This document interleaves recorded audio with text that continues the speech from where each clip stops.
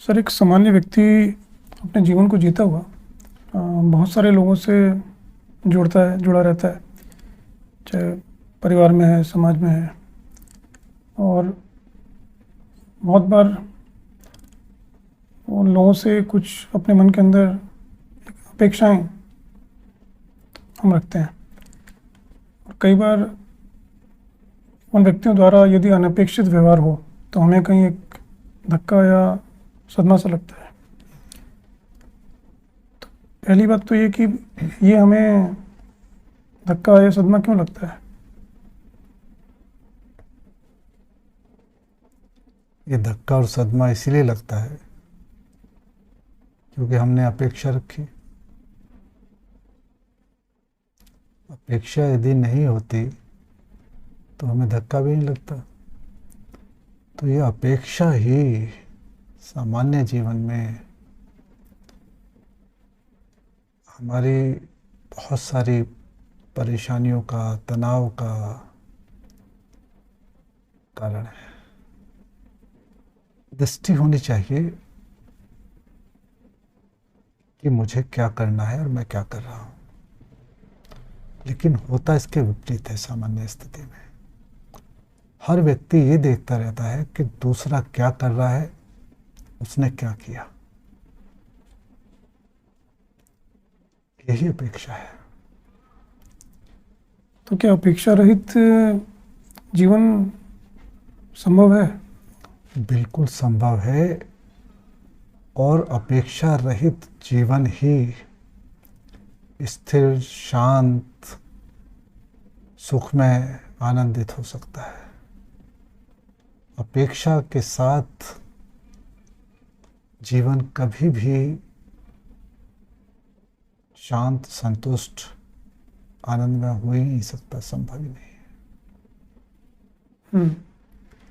तो यदि हम किसी से कोई अपेक्षा ना भी रखें तो भी जिसको हमारे प्रति जो भी सकारात्मक करना है वो तब भी करेगा। ऐसा तो नहीं है कि व्यक्ति बिल्कुल कट जाएगा सबसे।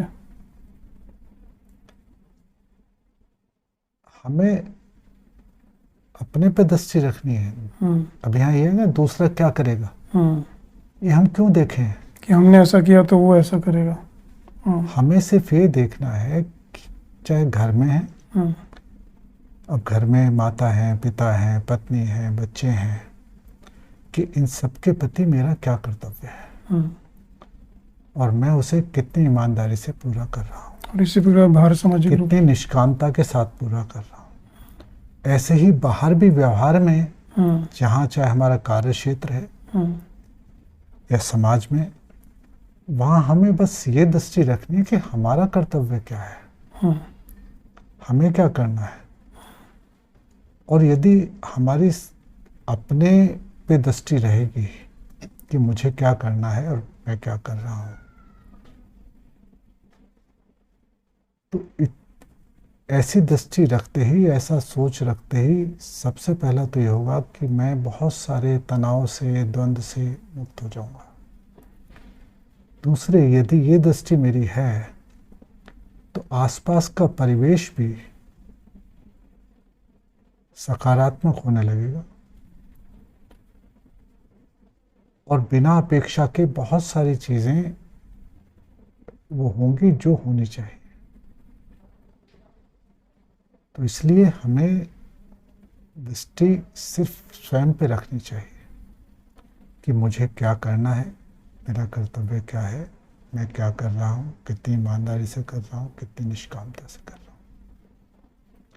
यदि ऐसी दृष्टि है तभी हम शांत और आनंदित रह सकते हैं, तनाव से, द्वंद्व से मुक्त रह सकते हैं। तो साधारण तौर पे सर ये देखने में आता है कि जैसे जिन व्यक्तियों से हमें ज़्यादा अपेक्षा है उनके प्रति हम ज़्यादा ऊर्जा लगाते हैं, उनसे ज़्यादा जुड़े रहते हैं। तो जैसा अभी आपने कहा, यदि हम अपेक्षा रहित जीवन व्यतीत करें तो भी क्या हम उतने मनोयोग के साथ, उतनी पूर्णता के साथ संबंधों को निभा सकते हैं? और अधिक अच्छी तरह निभा सकते हैं और निभाते हैं। अच्छा, बहुत सुंदर। दूसरा पक्ष ये कि कई बार जब ये अनपेक्षित व्यवहार होता है और हमें एक धक्का लगा जिसके बारे में आपने बताया, तो कभी कभी हम ना चाहते हुए भी एक प्रतिक्रिया में या नकारात्मक विचार में उतर जाते हैं। तो ऐसा क्यों होता है? ये प्रतिक्रिया नकारात्मकता क्यों आती है? ये अनपेक्षित व्यवहार का धक्का लगा किसे? व्यक्ति को। व्यक्ति से तात्पर्य मैं हमारे अहम को। तो जब अहम पे चोट पड़ेगी तो प्रतिक्रिया करेगा ही। नकारात्मक विचार भी। देखिए, तो अहम जब प्रतिक्रिया करता है तो सकारात्मक, अनपेक्षित व्यवहार से सकारात्मक प्रतिक्रिया तो संभव ही नहीं है।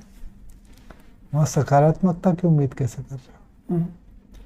तो मैंने जो अभी कहा कि यदि अपेक्षा का सबसे बड़ा दुष्परिणाम यही है कि वहाँ जरा सा भी कहीं हमारी अपेक्षा के अनुसार नहीं हुआ, हमारा अहम प्रतिक्रिया करेगा ही, चाहे घर में कोई हो या बाहर हो। और यही हमारी अपनी व्यक्तिगत रूप से भी, पारिवारिक रूप से भी, सामाजिक रूप से भी ये बहुत सी सारी समस्याओं का कारण है। ये हमारी अपेक्षा और इसके पूरे न होने पे प्रतिक्रियाएं ही कारण बन जाती हैं। कहीं ना कहीं हमारी मानसिक अशांति भी का भी कारण। मैंने कहा ना कि अगर अपेक्षा रहित हम नहीं हैं तो अशांति, उद्वेग, तनाव, प्रतिक्रियाएं ये होंगी ही। तो इस प्रतिक्रिया से या नकारात्मकता से हमें क्यों बचना चाहिए? ये हमारे दूसरे से ज़्यादा हमारे ऊपर क्या प्रभाव डालती हैं? निश्चित रूप से।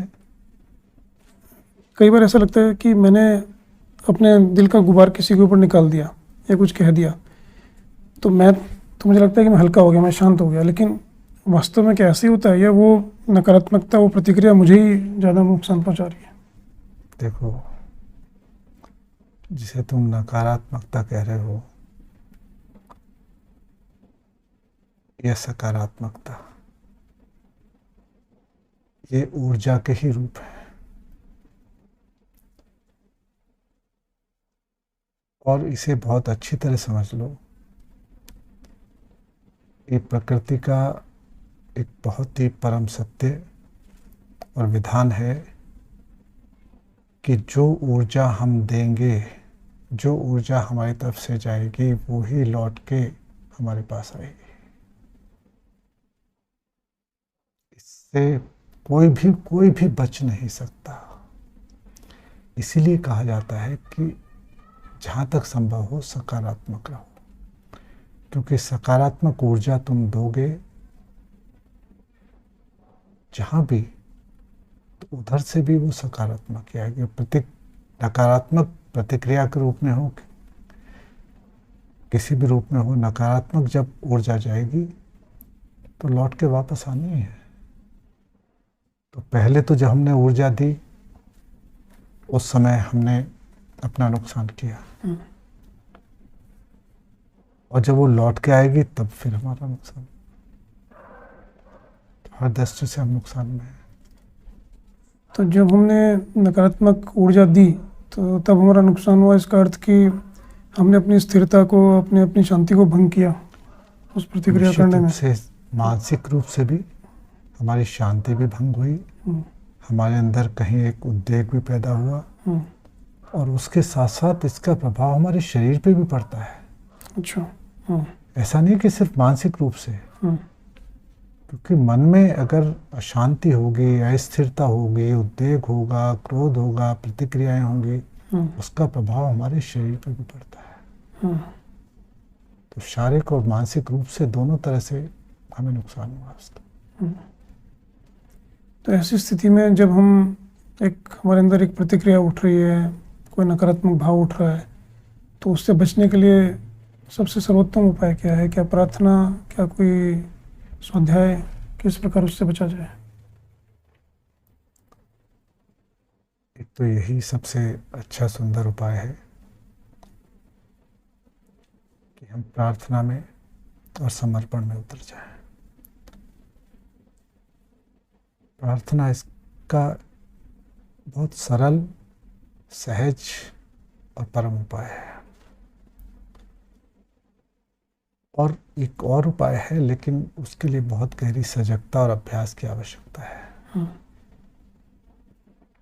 कि जो नकारात्मक भाव हमारे अंदर उठ रहा है, उसका विपरीत भाव हम अपने अंदर पैदा करने का प्रयास करें। अगर कहीं घृणा का भाव उठा तो प्रेम के भाव को ले आओ अपने अंदर।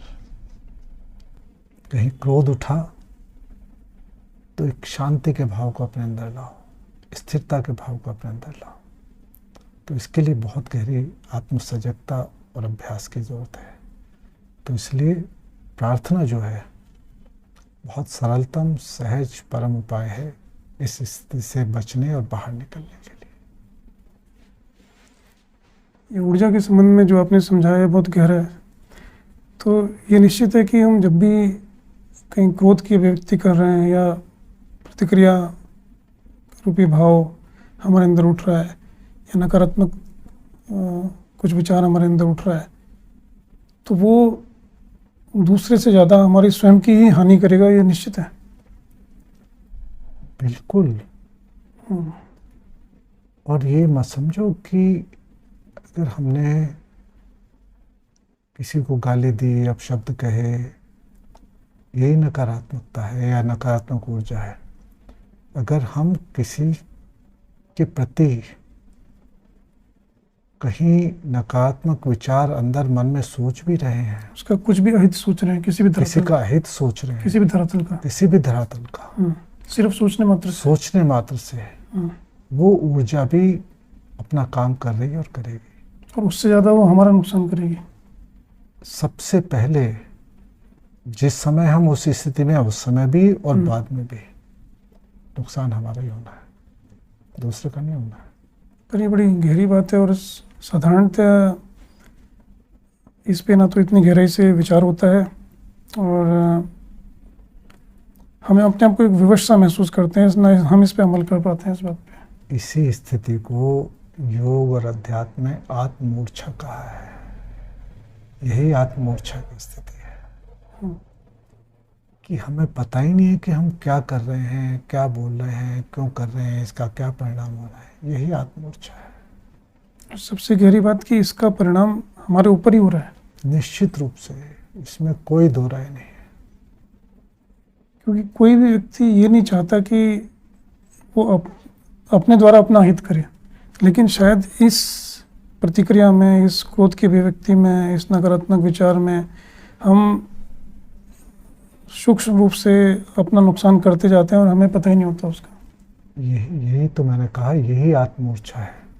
और जैसे ही ये सजगता, आत्म सजगता व्यक्ति में आती है कि मैं जो ये कर रहा हूँ इससे मेरा अपना ही नुकसान हो रहा है, जैसे ये विचार, ये विवेक उसके अंदर आता है, बस वहीं से परिवर्तन शुरू होता है।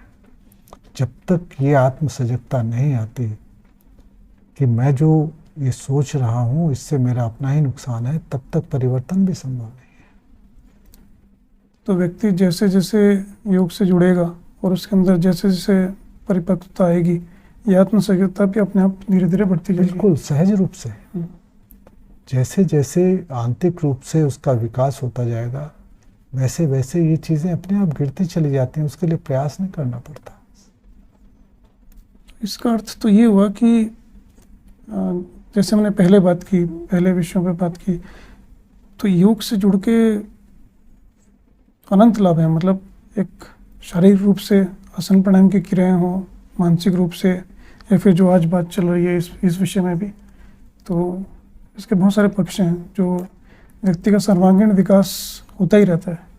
देखो, योग की जब प्रारंभ में बात हुई थी तो मैंने योग की एक परिभाषा देते हुए तुम्हें कहा था कि योग प्रक्रिया है आत्म संस्कृति, आत्म विकास और आत्म अनुभूति की। तो आत्म संस्कृति से तात्पर्य है आत्मशोधन। शारीरिक रूप से, मानसिक रूप से, चैत्य रूप से। और जब ये शोधन होता है फिर आत्मविकास, और जब आत्मविकास होता है उसके बाद आत्मानुभूति, परम स्थिति है चेतना।